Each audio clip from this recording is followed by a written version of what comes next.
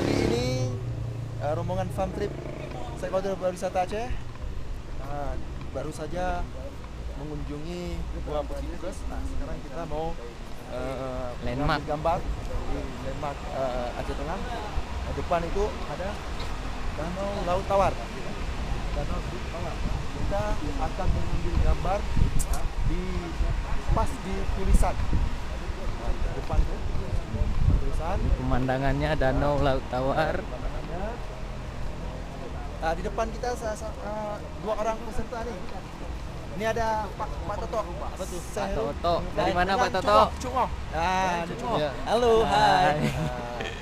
Sangat bersemangat mereka berdua. Ya, ini Cutngo dari Dinas Pariwisata Aceh.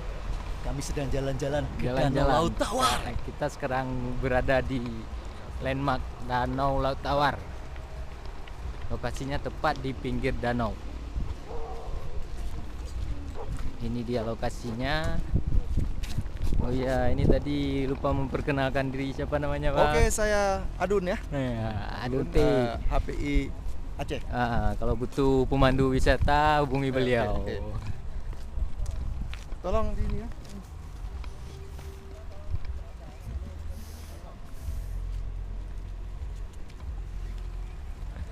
Say hi, Bang.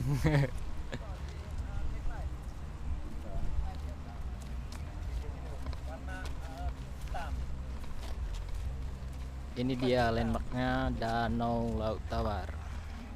View-nya keren. Ini ya, Pak. Sama Pri nih. 1 2